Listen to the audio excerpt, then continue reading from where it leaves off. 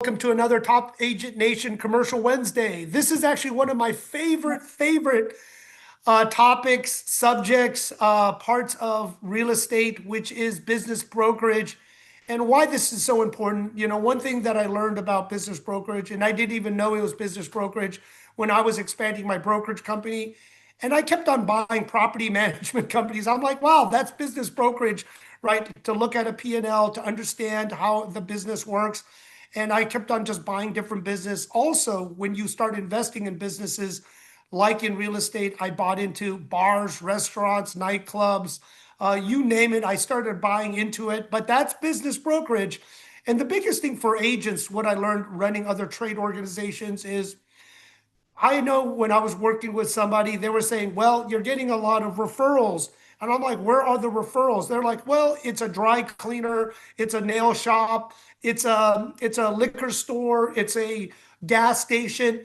And I'm like, who's getting all these leads? And he says, well, these business brokers. And I said, well, why don't we have any more business brokers? Why do we only have two or three? They're like, well, I don't think they're telling anyone about it so they can constantly get the leads. But this is the biggest thing, if you're looking at doing residential, but then doing commercial deals, business brokerage is something you do need to know because you do come across it all the time. And I am really excited to share with a bunch of experts. And I would just first start with Tawnya. Tawnya Gilreath, you've been here forever, and it's great to have you back to kind of share your background. And I know you have a great story and also your background volunteering plugging in. So if you don't mind, Tawnya, just sharing a little story about yourself. Sure. I started selling businesses back in 2006, bought a franchise, a business broker franchise. And then, of course, we got things rolling. We were doing really well. And then Lehman Brothers exploded in 2008. And all the money dried up. All the SBA lenders stopped lending. And so in 2009. So anyhow, I separated from the franchise in 2011 and have been selling businesses on my own for a long time, had a small team built. Back in 2009, interesting thing happened. I had a situation with an attorney that blew up a deal, and I couldn't really communicate very well with him because I didn't understand law very well. So I ended up going back to law school, or going back to school to go to law school, got my law degree and all that. So now I'm an attorney. I am an M&A advisor. My passion is selling businesses. Lower middle market companies is my favorite. Manufacturing, professional service firms are the sectors that I really like the best. And I joined with eXp Commercial in 2021, in March of 2021. I am a business broker mentor, and I have a passion for education and for helping others to try to learn the trade. And business brokerage can be very complicated, and there's a lot of personalities involved and all of that. And so, but it's fun. It's a great career. I love it, and I love working with other business brokers, mentoring them, helping them to achieve their goals. Tawnya, thank you so much. And thank you for seeing the vision, because I know it's unusual for a real estate firm to add business brokerage, but it's just through the background that I had. I said, you know what, this is a really interesting piece. And I called it the three legs of the stool. When you had the the commercial, the leasing, and the business brokerage, you kind of have it all because they all work together. So Tawnya, thank you so much. I'm going to add another extra guest. Nick, I didn't know you were going to be here. I thought you couldn't come up, but Nick, if you don't mind popping in, and we'll add more business brokers, because when I see experts or the godfather of business brokerage, love to kind of invite you. So Alejandro, if you don't mind getting Nick up here, because I think he was doing business brokerage before it was business brokerage or called business brokerage. Nick, if you don't mind saying a couple words. You're muted, Nick. There you go. There we go. Sorry about that. I wasn't expecting to be called on, but I'm happy to contribute where I can. Basically, I've been at this now for 45 years. This is my 45th year in business brokering, and I've acquired the nickname of the godfather of business brokerage because I've been around since about the inception of the profession of business brokerage. basically, I've never been a residential guy. I'm a licensed real estate broker in 4 states, but I've never sold a house, never leased a property. I was able to get my broker's license because of my years of personal investing experience, and New York State accepted that as the equivalent of 2 years of real estate agent experience, and let me take the state exam to be a broker. But anyway, I've been very lucky in my life. I've managed to expand my company to 13 foreign offices now, and a total of 71 offices coast to coast in the States. Love business brokering. It's a great profession. I love the panel that you put together here. They're all experts, and people that are signed into this call, they will learn a lot, I'm sure, and you'll take away some golden nuggets that will enhance your current career if you want to expand from residential into business brokerage or commercial into business brokerage. It's a very wise move. So that's basically it. Thanks so much, Nick, and always participate, but I'm glad, business brokers are here. And through Tawnya also, and I know you know this individual too, George Wellmer, with technology, we're always hearing AI, technology, different things that you need to accomplish. So George, were you ever a business brokerage? Because I have to ask, just thought, okay, you just built this great tech platform. So can you share kind of your background, why a tech business brokerage background? And what are you going to accomplish and do with this? Yeah, so we started out like five-ish years ago, and we were automating valuations for banks. And brokers kept coming to us to be like, we don't have any tools, we don't have any software. So we ended up building software for business brokers, and that just really took off. And now we have close to 1,000 business brokers that are on our platform, which is Tupelo. Last year alone, we helped more than 1,000 companies transition. So on average, brokers that are using Tupelo are growing their practices, not only in the number of listings that they take on, but also in the number of agents that they have as well. It's amazing, and I definitely know we'll go deeper. And then thank you, Rob Jones from the UK. This is different too with business brokerage, and I've just learned that not everything is licensed. And in business brokerage, I thought real estate was the Wild West after leaving Wall Street. But boy, business brokerage is even crazier. And Rob, as we got to know each other, franchise sales, franchise development, what is that? But share your background. How did you even get into this franchise business? No, cheers, Jim, for having me. Yeah, I said business brokerage. I wouldn't quite call myself the godfather, maybe the god baby. I've been in it about 5 years now. My first foray was a franchise network. They recruited me into business brokerage because their franchisees couldn't sell. They just couldn't close deals. They were seeing enough people, but they weren't closing deals. They didn't realize, like with all the tech and everything that goes with it, business brokerage is pretty much just a people person game.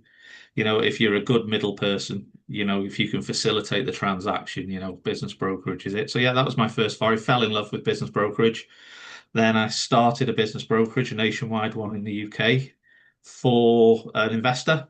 And I did that for him, set that up, and then I decided to set my own up. And like Jim said, we specialize. We're a full service agency, so we deal with every sort of transaction that falls across our desk. But we have a particular specialism with franchises. So companies that are looking to enter Europe, we facilitate that. We're working with a company in the Netherlands now that's entering Poland. We work with quite a few companies that are entering the UK market, and obviously the franchise resales that go with it. So yeah, we have a bit of a specialism in franchise sales. But cheers, Jim. Thank you, Rob. And kind of going back now with you, Tawnya, without giving legal advice, this is crazy. Sometimes it's licensed, sometimes it's unlicensed. Some states are licensed, right? That is the biggest thing. So Tawnya, what's your advice, for let's say anyone trying to get into business brokerage, license, unlicensed, working on different fees rather than commission? Can you, without giving legal advice, I won't want to give you a disclaimer because you are a lawyer, but what would your suggestion be because of all this nuances and differences in the business brokerage M&A world? Well, I would say the first thing, if you want to get into business brokerage, get some education. join the IBBA, International Business Broker Association. They have some great educational courses. If you are in a licensed state like California, Georgia, Colorado, or even unlicensed states, I think Carolinas and Virginia are unlicensed states, but they do have a business broker association. So if you are in a state that has a local business broker association, join that. And oftentimes, many of them have agreements with IBBA where you join your local association, you get an IBBA membership, a full membership free. But I would say get some education, learn what it is, because business brokerage is very different. How you sell a business is very different than how you sell real estate. Key differences, there's really two key differences. One is business sales are confidential, typically. And so there are a lot of bad things that can happen if confidentiality is not maintained. Key employees can get spooked and quit. Vendors can change terms from net 30 to COD, which disrupts the cash flow of the business. So there's all kinds of bad things that can happen. So confidentiality is really key. If you're selling a business, we don't go put signs in front of the business saying this business is for sale. Second thing is that when you're selling real estate, buyer and seller seldom have a reason to meet each other. But when you're selling a business, a buyer and seller will always meet each other unless the seller is deceased or incapacitated. And so you have personalities. They need to get along. There is typically a transition period after the business transaction closes. There's typically a transition period of at least 4 weeks, sometimes longer, where they're going to be working together. There are a lot of things that have to transfer over from seller to buyer. If the personalities clash too badly, they don't have to be best friends, but they have to both be respectful of each other. And if they're not, and you have somebody who's super abrasive, the transition is not going to be good. And ultimately, those are the type of deals that oftentimes end up back in the courtrooms. So we try to stay away from those.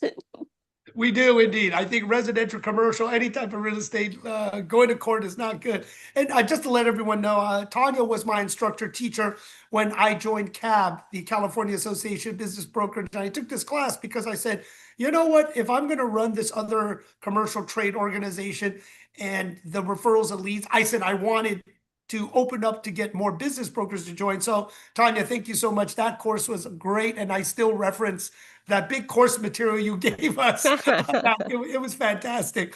And through that, I got to meet George. George, so as you can see, having Rob here, it's kind of a global. Can you just tell a little bit about your business brokerage tech, how it works, operate, and really how does it connect? How does it help business brokerage from all aspects? Because I'm just learning everything about Tupelo and the capabilities. Yeah, so we're in actually like pretty much every phase of a business broker's like workflow. So we actually help business brokers find their listing. We have marketing tools inside of Tupelo that helps with like drip campaigns, email marketing, things like that. You can use AI inside of Tupelo to query to find businesses that are in your area that might sell. Once you get that data inside of Tupelo, you can track it from like discovery all the way to listing agreement signed. You can use our e-signature software to send out documentation to them. We have AI in there to automate the valuation of automate the valuation for these business owners. We have data rooms, so you can collect financial statements from the business owners. We have AI to spread financial statements and do really the whole workflow. I should say I go in this for a while, but once you get a listing agreement signed, then the process is finding a buyer, and we even help with that. So if you're posting your listings on the various different marketplaces, we help with that. When buyers come into the system, so they inquire upon one of your listings, we automate this workflow to send them NDAs automatically, reminders automatically. And then when it comes time for a buyer to sign an LOI or letter of intent, we help with that as well. And then financing, if a buyer needs financing, they can actually get pre-approved inside of Tupelo as well as the listing. So we're in pretty much all phases of the business broker's workflow right now. It's pretty exciting to see how many deals are getting done right now. And for the audience there, is there a free version or is it a paid version? Is it behind a firewall lockdown? Is there anything that people could explore Tupelo? Yeah, so we charge for our product. It's not free. And It's a subscription. It's a subscription based. So you sign up, we create your environment for you, and then lead like a training tutorial for you to help you understand the platform in totality. And then you're off on your own, getting deals and closing them and making money. So one final one. So do you work with marketing groups, or do you have your own marketing connecting, or do you use, like everyone knows, biz buy sell, right? You gotta have to kind of work on that. So do you integrate with them and connect? Yeah. So in terms of like finding new opportunities, we help the broker do that. In terms of reaching out to these business owners, we help with that. We have our own marketplace called Tupelo, so that will help you find buyers. If you want to use third-party marketplaces like BizBuySell, we automate the information that comes from there. So if a buyer inquires upon your listing from BizBuySell, we'll automatically add that buyer to the CRM. We send them what's called a buyer profile. So you're able to capture information on that buyer, how much cash they have, where they're located, what types of businesses they're interested in. And then all that is stored in the CRM. Thank you, George. And Rob, kind of global international. Have you ever sold in the US or did franchises, or is it just in Europe? So kind of share about franchise development. Yeah, just Europe. It's all been Europe and UK based. We've always been very busy with businesses going out of the UK into different EU countries. One of the things I've picked up recently, and this was lecturing actually in a university in Warsaw in Poland, it raises your profile. So now I've become a bit of a go-to person for businesses entering Poland, not just for the UK. So I'm working with businesses from, like I said, the Netherlands and all the rest of it. Post-Brexit, when we left the EU, that's just turbocharged the business for us. It's put a lot of difficulties in place for a lot of people, which for those of us who are dealing cross-country markets already has been a godsend for us, because now obviously people can't trade across countries from UK into the EU as easy as they used to. So now they are starting to look at opening up units inside the different countries, or the easiest way to do it is to master franchise that country and then bring on people on at a base. So it just takes away that cross-border problem and all the taxation that goes with it. So Rob, do you have to be licensed, let's say in the UK or Europe for business brokerage? Not at all. No, not at all. This is where it's the absolute Wild West, which is the good guys, which we try to be. We do very well, but then you're up against it's literally, the Lone Rangers style. They're coming in, and we worked with somebody. This was a franchise resale, funny enough, best will in the world. I don't know how your businesses amortize franchises in the US, but our amortization here is cost of franchise over 15 years, so it doesn't follow contract. And so if they're doing an intangible asset resale, it was coming in at 14 because of the turnover was very low on this franchise that we were doing. If it was a turnover based valuation, it was literally 4,000. Adjusted EBITDA came in at just at 4,000. So our advice to this person was the valuation was going to be anywhere between 4 and 14. And we could always say realistically, we're going to land somewhere in the middle when we're doing these sort of valuations. One of our competitors valued the franchise at £30,000 off the same data, and which with the franchise is only selling for 17,000 anyway. That's the sort of, but their mantra in some of the competitors is we'll make a good living off the listing fees. So they're not looking at the sale element. They're listening. So they say to somebody, we'll get £30,000 for the business. It's going to cost you £2,500 to sign up. They're blinded and they say, well, this person's going to get me 30. So they sign up with that broker. And then 6 months later, they get the market's changed. It's shifted. The borrowing's changed. But now they're tied in. So then they end up getting £4,000 for it, but they've been charged a fortune. So yeah, there's horror stories, but there's not even an association, a trade association for business brokers here in the UK either. So all the training isn't national. It's regional. And I'm lucky, but I think what Jim was saying, Tawnya, there with yourself, is I built our own manuals in our previous business brokerage. So our brokerage manuals are, they rock the floor if you drop them, but a lot of places it's a 6-page document. And they do it, and they said they're not interested in the relationship, they're only after the listing. So what comes after the listing, nobody's bothered with, which is George, which is why I'm great you're on the call, because I always say, business brokerage is a people business, but you don't have time to deal with people if your tech's not right and you're not working efficiently. So it goes hand in hand. It's absolutely great you're on. Well, thank you. And please share all your information, you to Nick, so everyone can reach out. And this is what I've always saw, taking the course, Tawnya, with you. Thank you for that. Learning about everyone's tech. Finding out how Wild West this was, because leaving from Wall Street to real estate, I said, oh my gosh, I'm not getting under all these scrutinies. They don't open my mail, right? They don't read my emails through compliance first for everything we did in Wall Street. But the problem is you do hear horror stories. I know my father-in-law before bought a liquor store in Koreatown and he got scammed, right? They stole all the inventory, right? Or the lease didn't pop up, right? The lease was short term and then it's not going to be renewed except for maybe 2 to 3 times the value. So that destroys numbers. So it's so important, to work with experts. But going back, George, with you, data, knowledge, what's going on to compare. Because I really hate when I hear this, especially in the US, where immigrants come here all cash and within their local community, they're telling, oh, you should buy this, you should do this. And you get scammed and you do sign the legal forms. So sometimes when they do go to court, they really can't do anything. You signed off on it, right? You didn't hire the right person or talk to the right lawyers. So George, with this, is there a way to build a community and using data and referrals and maybe even checking for people to make sure, they're as good citizens so people do have a review? Because it seems like there's no rhyme, reason, or place to go.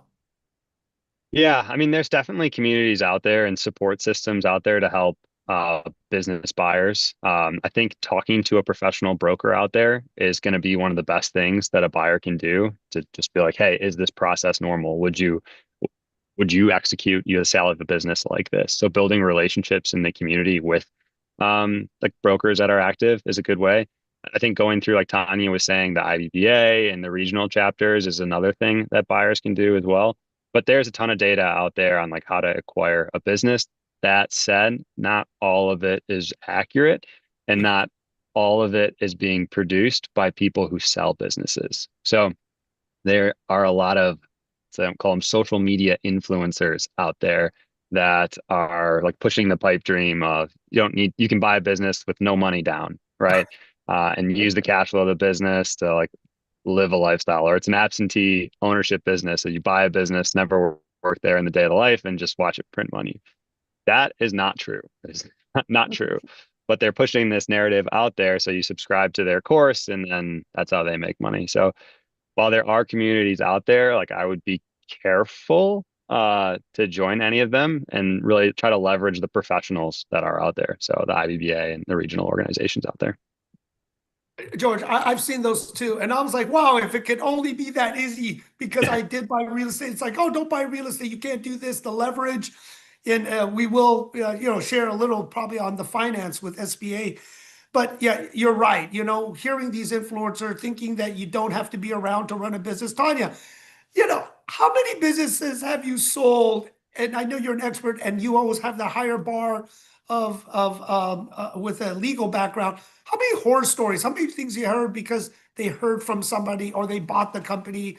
And unfortunately, because there's not so many business brokers, you kind of get ripped off. Can you share some kind of how bad it could be with horror stories to everyone? Well, yeah, I mean, I can tell you, I remember getting a phone call from a woman and her father had purchased a donut store for cash. And probably 2 or 3 months after he purchased a donut shop, he paid like $25,000, something like that. She said he got a bill from the Board of Equalization, which is the sales tax authority in California.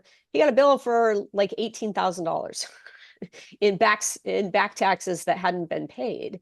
And so California has very specific laws about successor liability.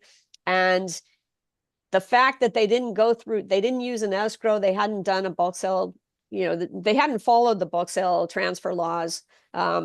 which are required in order to avoid successor liability. And so she wanted to know, what do I do? And I said, well, you know, the first thing I told her is I said, well, you need to check with your escrow company. And she said, well, they didn't use an escrow. I said, then unfortunately, there's just nothing that can be done about it. So guy paid $25,000 for this donut shop and then ended up with $18,000 in back taxes he had to pay for the seller. So that things like that happen. I remember another broker telling me, this didn't happen with one of my deals, but another broker I know, he said he had there was a buyer that, it was a small shop. It was like a small pastry shop. And it's because there was so much cash, the seller told the buyer, well, you know, just come in and sit and observe.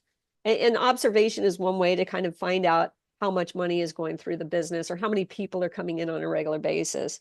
And so he set up, apparently this seller called everybody he knew, had them all come in the day that the buyer was supposed to be sitting there observing. And so they had like 100 people coming in and out of this shop. And what they would do is they would buy pastries and all that and then take them around to the back door and give it back to him. And he put him, and so he'd bring out these trays from the back, like he had just baked these things and put them back in the case. And so they put on this whole show for the buyer, and the buyer buys this thing. And after the transfer, the buyer's in there for like a week and he sees maybe 20 people in an entire week. There's no money coming in. And he's like, what happened? So, you know, my lesson for buyers is you never, ever tell the seller what day you're going to be observing, and observe from across the street or down the block or in the parking lot somewhere with some binoculars. You want to see how many people are truly coming and going from that shop if you're doing the observation. And you know, instead of being a PI, you know, it's better to hire a reputable business broker that knows their business, that can do this, you know, to protect you, almost like having a good lawyer, CPA. Because Yep. I know, oh boy, and I always say, even in commercial real estate, we were buying a property, and I can't believe it. The property management and everyone else was in on it. They staged the entire, I think it was over 100 units, to show there wasn't vacancy. So they staged units, and they actually put food in the refrigerator because we didn't open it. We thought it was curious that there wasn't that much food, but they literally staged everything, you know. And there's some really crafty individuals, unfortunately, that Yeah. really try to scam, and you know, you find it in these little articles. But you know, it's not all bad, because I know, Rob, you know, I always thought in my head, and I loved business brokerage for this, there are ways you can make a tremendous amount of money through franchise or business scale, or taking a concept and scaling it. And I just kept on learning and understanding, having opportunities. One time I know friends were telling me about, and good or bad, Krispy Kreme, also Yogurtland, you know, boba shop. I mean, people were just telling me, hey, give me some dollars and you can be part of this master franchise or different parts. And they went wildly successful. Obviously, there's times to sell. But Rob, I mean, this is coming with you, new concepts, ideas. And that's why I said just in Europe, but selling from Europe to US, Asia to Europe or US, right? These are proven concepts, ideas that you can actually take a good idea, like Starbucks. You know, you was just sitting there, Howard Schultz sitting there in a cafe going, hey, we should have this in America, and now look at it. But Rob, kind of telling everyone, because you deal with, you know, concepts, right? That they build up and they start selling the franchise. Tell a great story, you know, that's something you saw starting and then got wildly successful. Yeah, no worries. I can talk about one that I'm working on at the moment. For enough, it predates my involvement with them, but it's when you look at what they're offering, it's unbelievable. They've taken a crowded area, which is gym and personal fitness, and they've just turned it on its head using tech and using a lot of science. Now, the brand is in the Netherlands. And again, when you first look at the IM for this, you think this is just it's magic beans. When they talk, so they take a gym, and there's only 6 pieces of equipment inside this gym. It's 6 pieces of equipment, 80 square meters of real estate is all it takes for the gym. There's no changing rooms, there's no music, there's no sweat, there's no tears, there's no pain. It is just 80 square meters, 6 machines, and a personal trainer. Now, what they do is you spend 20 minutes a week with the trainer, not 19, not 21. It's 20 minutes, and you don't go twice. You go once a week for 20 minutes. And over the course of a couple of months, it proves that you get stronger and stronger and stronger, and that's your fitness. And you do it in your own clothes. There's no sweating, there's no gym wear or anything. What they've proved over a number of years running this in the Netherlands before they exported it to the rest of the world was, if you did this over a certain amount of years, that they've tracked this now using their data capture, that you're actually stronger and fitter than people that do actually go to the traditional gym. You're obviously stronger and fitter than people that don't go to the gym, but that's not hard, is it? But you actually you get a better workout and you get a better life and everything through it. And there's 62 pages of science behind it. And it's just absolutely mind-blowing because everybody thinks gym, everybody thinks, it's pumping iron. And, it seems to go through the world at the moment. In Poland, for instance, the fastest moving sector is gyms. Everybody's franchising the gym. That's turned into the Wild West. It's everybody that's got a weight in the corner has just franchised their gym, and they've, all they're doing is selling towels and weights and opening up gyms. But this concept is actually fantastic. It goes into office blocks, goes into apartment blocks, and obviously it's got street side curb appeal as well. And yeah, so that's the most groundbreaking one I could talk to you about. Loads of different things at the moment that we're working on, but yeah, that's the one that just blew my mind. That you think you've seen everything, and you read through it and you think, I didn't even know. You've got this high impact training that's been around for a while, but these guys are just taking it to a different level. No, I love that because of vacant office spaces, adding amenities. Rob, we got to talk. That's why when I saw you in the UK and meeting friends abroad, that's why I think people should travel. You're learning concepts, ideas, food, just interesting things, and just attending these conference ideas, jog your memory, our ideas saying, wow, Rob, you're going to get a lot of people to call you and say, hey, I want to set up one of those micro gyms, right? And hey, let's get the master territory on this call. Whoever wants to invest with Rob, let's buy a master US territory. You know all the stuff. Yeah. But see, these are the excitement, right? These are the things that we all see. Maybe Tawnya, share something that you see, since I know IBBA, maybe you could talk a little bit about this. It's starting to try to bring it all together, right? And I know you work on some of the governance, legal forms. Can you share, how the IBBA is kind of streamlining business brokerage around the world? Well, can I? I mean, IBBA, yeah, they have a lot of courses that they've developed. The IBBA is really about educating brokers and helping brokers, and through that, helping the business owners, right? Because you need competence in your brokers. A business owner only has the ability to sell their business once, right? Once it's sold, they don't own it anymore, so it's done. And so it's really important that they be working with somebody who knows what they're doing and understands how to transact those businesses. So IBBA, yeah, I mean, they're constantly bringing in new vendors to help streamline the process. They're constantly elevating their education. They have podcasts that are available. They have webinars that are monthly. They have courses that they put on. And really, the goal is just to elevate the level of the business broker out there, give them the tools that they need, the education they need to really facilitate these transactions in a professional way, more as a trusted advisor than as just a matchmaker. I mean, in the past, business brokerage was you'd kind of put the people together, and then the broker could walk away and let the buyer and seller work out their own deal. But that is really not how it's done anymore. Now it really is the buyers are looking for advisors, the sellers definitely need advisors, and as a business broker, you really do need to step up and be that professional advisor to those owners to make sure that they can maximize the proceeds from their business sales.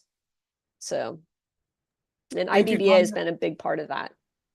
Yeah, and that's what I always love, and people don't realize how important it is. Small business creation, turning it into a franchise, right? McDonald's, many concepts our business brokerage, and just, you don't realize it almost everywhere you go.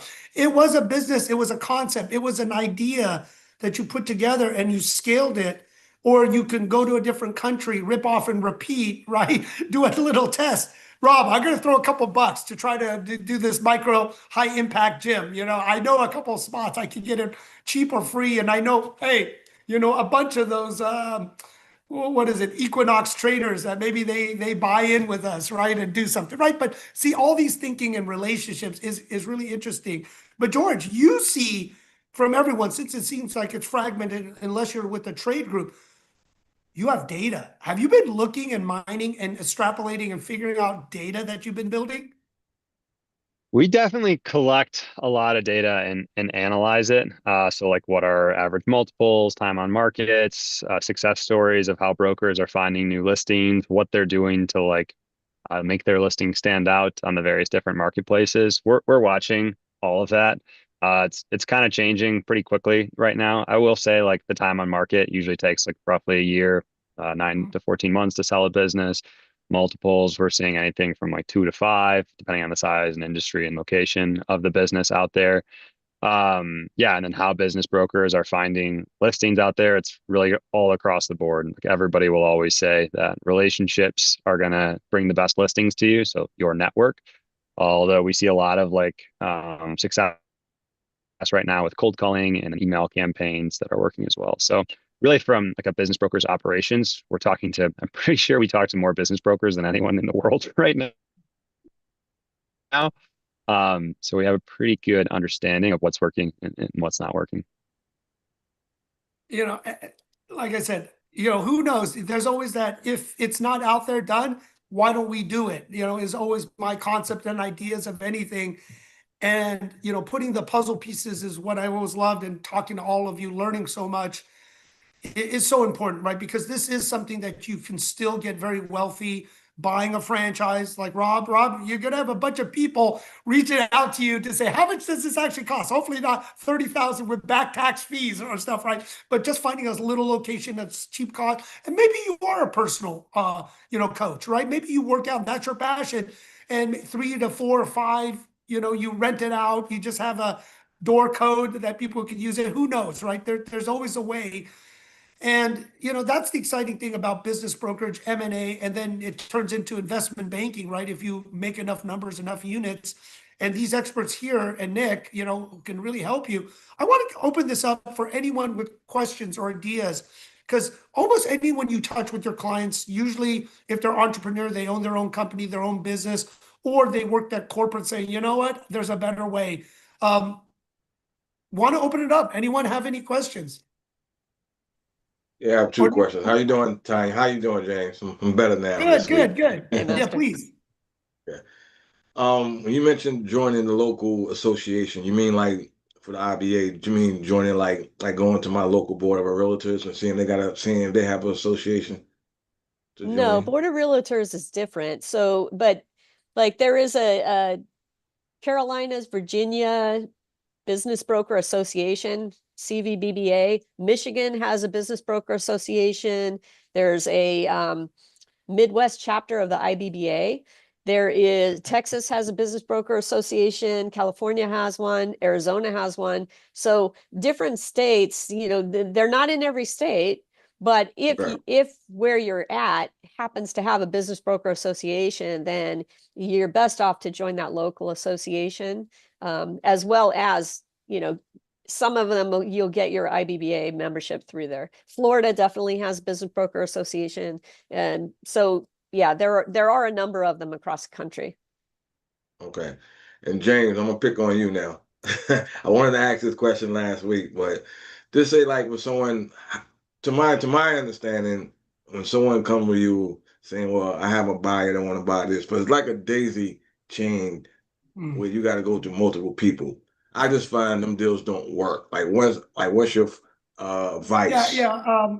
Closer to the source, because the problem is, if you're working on these, they're like, if it's too far removed and you can't verify, it's usually bad, because each step, anyway, as everyone knows on a deal, it's hard. And if it's not listed or shown or exposed, that's always a red flag to me, because just because they say I'm open to selling it doesn't mean they have to accept the offer, that it's not binding to them. So I would always say these are red flags, Master. Granted, if you're willing to spend your time, because this is what you have, you're not paid with a paycheck, you only have time. A lot of, I would say, Tawnya, you will see this with M&A source, investment banker, private equity. Granted, they're larger deals. They're hard to find. So you're going to ask anyone, okay, I'll take a look, send me a P&L, and it has to make sense. But Master, daisy chains most of the time don't work out, but depending on the size and the opportunity, you look. But a lot of times I verify it with the person. Now with LinkedIn, I know if they're credible or they just do this as a system, right? I always say go fishing, right? Because you never know what you're going to bait and catch. So, Master, a lot of times if you can figure it out, and I would even say this, I hate to say this, NDACAs, go ahead, sign it. It's how deep of a lawyer you have and how much money you want to spend fighting in court. It's not worth it, right? So you sign the NDACA, try to get some valuable information so you don't waste time. Because a lot of times you just waste time. Jim, question. Yeah. Hey, so, kudos to you. This is just a fantastic phone call, fantastic Zoom, and thank you to the host and the guests that are speaking. I have a question. First of all, before the question, just yesterday, I added to profile that I have business brokerage. Why? Keith Andrews and I, we're selling a winery. It's a business, and I'm being asked to sell another one now. It's like, and Tom Crumpton keeps telling me, Eric, you got to take a look. So I did. So here we are on the call. Question. If you're licensed in one state, but somebody calls you in Texas, and they want you to sell their business, what's that look like? Tawnya?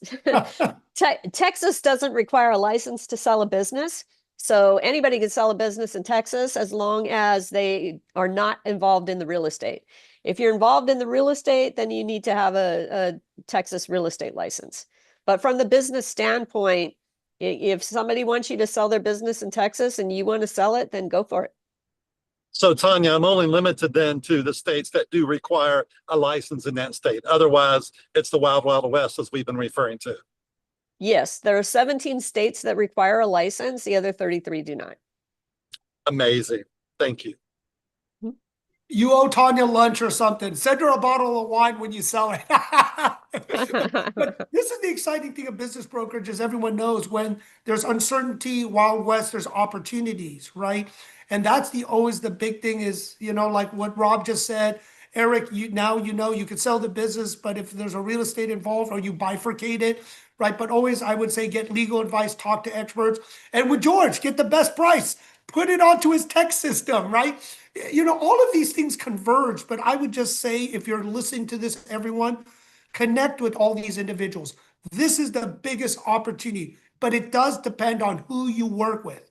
It could be a nightmare, or, just your wildest dreams could happen, right? It all depends on who you work with, because as Rob says, it's relationships. So try to make friendships, relationships with the credible, high integrity business brokers so they can steer you and bring you to the right path. And especially if your family's doing this. And a lot of times people told me when they retire, they don't want to really retire. They want to buy like an Airbnb, a breakfast shop, something small. So they're making money in their retirement age, but they're not grinding the corporate 9 to 5 long hours. So Eric, I'm glad you brought out. Any other questions? Nick, do you have a question? I don't have a question, but I have a comment. I wanted to add to the information that Tawnya gave to Eric, just as an add-on. Eric can, even though he's not licensed in Texas, because he doesn't have to be to sell a business, if he stumbles upon a listing that's going to include the real estate, rather than take the listing on the business only, he should, if he's licensed as a real estate broker in his own state, not Texas, he should cut a deal with a Texas licensed person to take the real estate portion of that listing and give him a referral fee, which the Texas broker can do. They can pay Eric, again, if he's licensed in his home state. Licensed people within each state can co-broker anything you want and come up with any commission split that you agree upon. So rather than just give up the real estate portion on a Texas listing, if you're not licensed in Texas, cut a deal with somebody that's licensed in Texas to take that real estate portion, as long as they can legally pay you a commission because you're licensed in your home state. Yeah, yeah. And I Thank would you. just add, that's the power with the XP platform. That's so easy to do. Exactly. Thank you for that point. Great point. Thank you, Nick. Thank you, Eric, for asking. And that's why, George, with the tech, while we're exploring growing it, since many of us, we control and run many different tech companies, from the CRM to data to marketing, putting this together, right? Because it is, and this is the great thing with real estate and business brokerage that we add to this, is the relationship plays, but the technology. And George, where do you see kind of the tech going in business brokerage right now?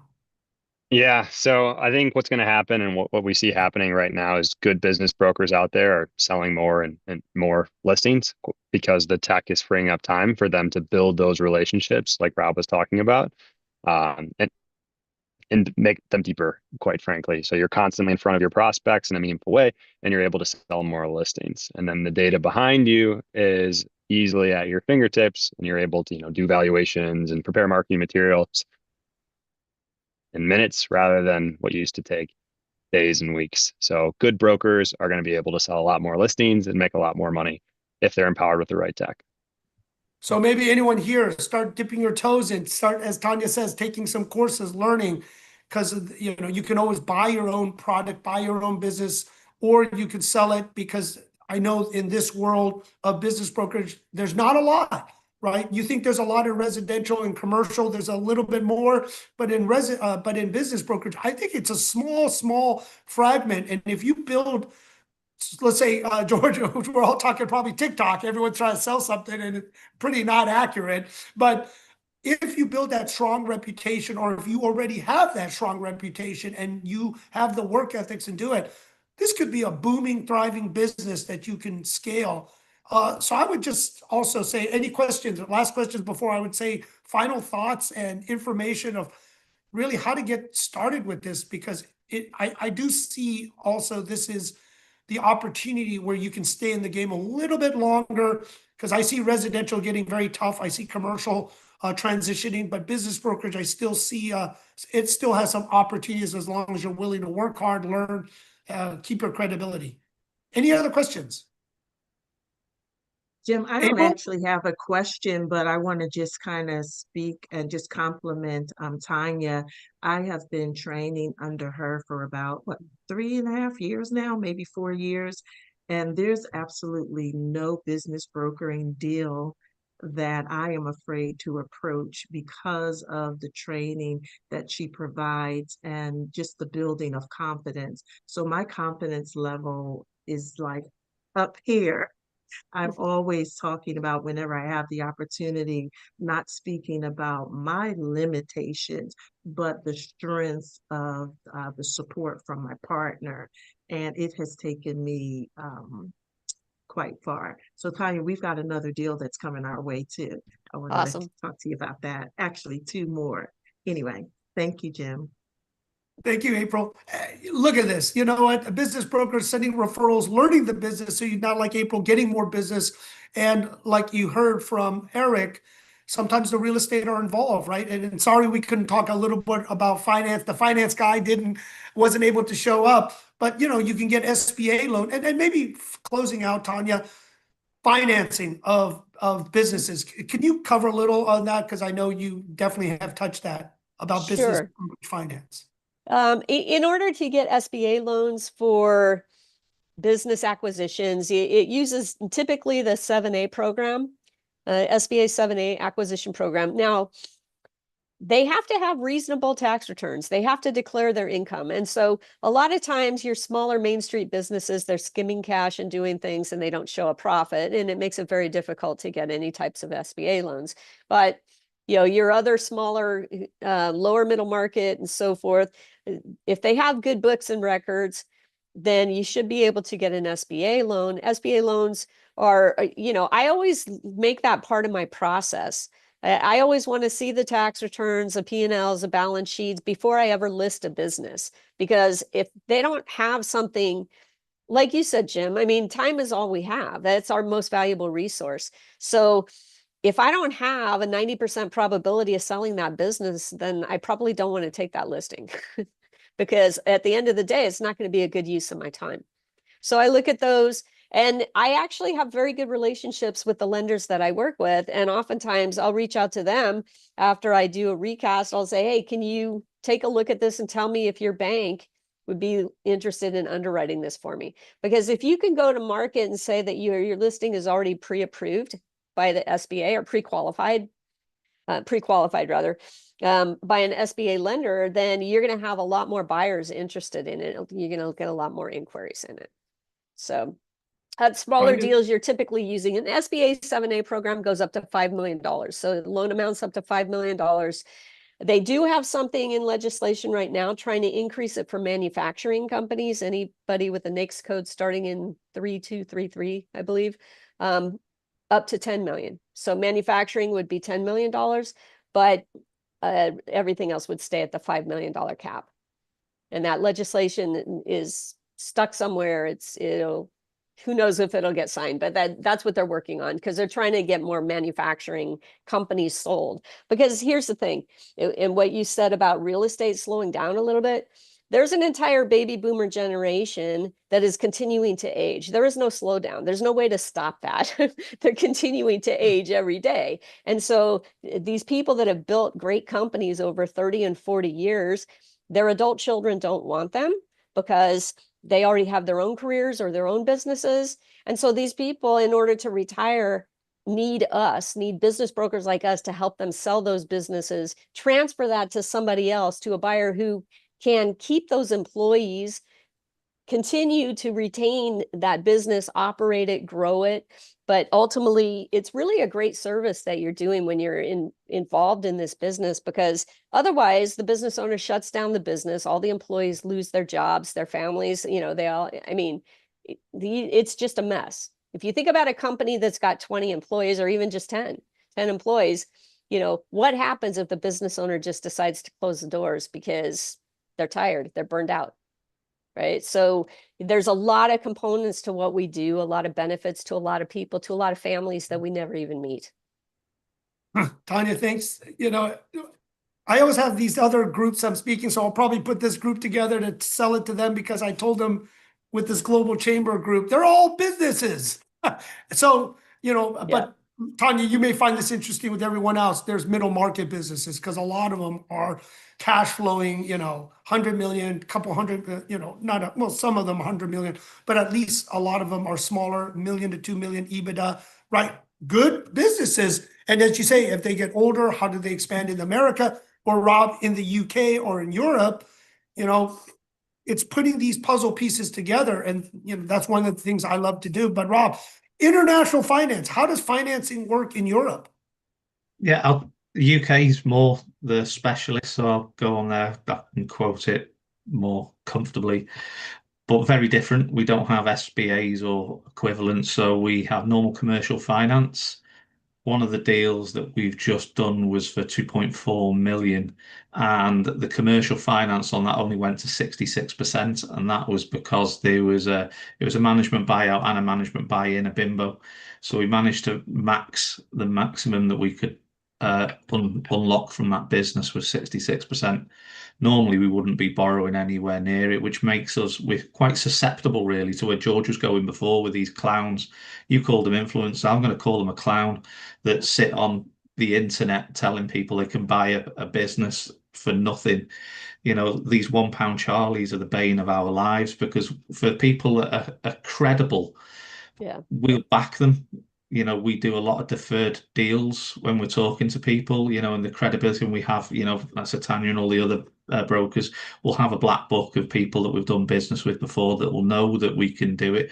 We can then talk to the seller about deferred payments and certain amounts, and we can start preempting it because we have credibility. But yeah, we have the £1 Charlies that just plague us. Another, which, like I said, we're talking on the baby boomer generation, and not putting all these people out of work, is we have what's called EOTs, which is fairly new in the last few years. They're called employee own trusts, and it allows the owner to put the whole business into trust for the team.